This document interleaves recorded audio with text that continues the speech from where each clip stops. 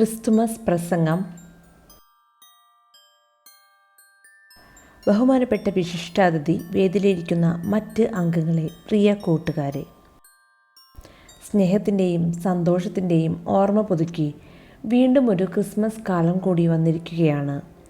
മഞ്ഞു പെയ്യുന്ന ഡിസംബർ മാസത്തിൽ ക്രിസ്തുവിൻ്റെ ജനനത്തിൻ്റെ വഴികാട്ടിയായി വന്ന നക്ഷത്രത്തിൻ്റെ സ്മരണയായിട്ടാണ് ഇന്ന് ഓരോ വീടുകളിലും നാം ക്രിസ്തുമസ് സ്റ്റാറുകൾ തൂക്കുന്നത്.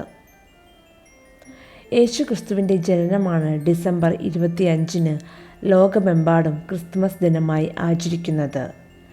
യേശുവിൻ്റെ ജനന സമയത്ത് മാലാഖമാർ ഇങ്ങനെ പാടി: അത്യുന്നതങ്ങളിൽ ദൈവത്തിന് മഹത്വം, ഭൂമിയിൽ സന്മനസ്സുള്ളവർക്ക് സമാധാനം.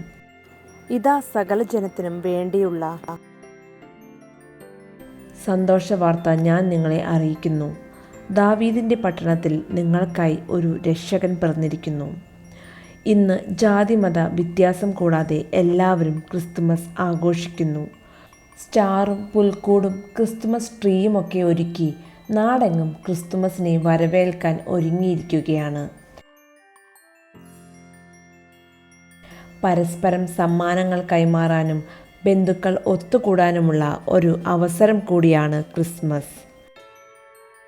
ക്രിസ്മസ് എന്നത് ആഘോഷത്തിൻ്റെ മാത്രമല്ല, സ്നേഹത്തിൻ്റെയും പങ്കുവയ്ക്കലിൻ്റെയും ത്യാഗത്തിൻ്റെയും ഒരു ആഘോഷം കൂടിയാണ്.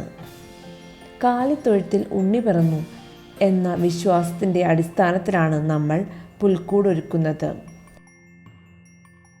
പുൽക്കൂട്ടിൽ ഉണ്ണി യേശുവിനെയും അമ്മ മേരിയെയും അച്ഛൻ ജോസഫിനെയും ആട്ടിടയന്മാരെയും രൂപങ്ങളിൽ ഉണ്ടാക്കി വയ്ക്കുന്നു. ക്രിസ്തുമസുമായി ബന്ധപ്പെട്ട് ഓരോ വീടുകളിലും സാന്താക്ലോസും സംഘവും എത്തി പാട്ടുകൾ പാടുകയും മധുരം വിതരണം ചെയ്യുകയും ചെയ്യുന്നു. ഉണ്ണി യേശുവിൻ്റെ തിരുപ്പിറവി അറിയിച്ചുകൊണ്ട് ദേവാലയങ്ങളിൽ പാതിരാ കുർബാനകളും ക്രിസ്തുമസ് ആഘോഷങ്ങളും നടത്തപ്പെടുന്നു.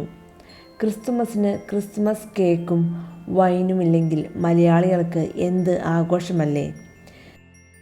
നിന്നെപ്പോലെ തന്നെ നിൻ്റെ അയൽക്കാരനെയും സ്നേഹിക്കണം എന്ന് നമ്മളോട് പറഞ്ഞിട്ടുള്ള ക്രിസ്തുവിൻ്റെ ജന്മദിനം ആഘോഷിക്കുന്ന ഈ വേളയിൽ പരസ്പരം മറ്റുള്ളവരോടുള്ള വഴക്കും വിദ്വേഷവും എല്ലാം മാറ്റി സ്നേഹത്തോടെ നമുക്ക് മുന്നോട്ട് പോകാം. വിണ്ണിലെ സന്തോഷവും സമാധാനവും ഓരോ ഹൃദയങ്ങളിൽ നിറയ്ക്കാൻ ഈ ക്രിസ്തുമസ് ഇടയാകട്ടെ. എല്ലാവർക്കും സ്നേഹത്തിൻ്റെയും സമാധാനത്തിൻ്റെയും ക്രിസ്മസ് ആശംസകൾ.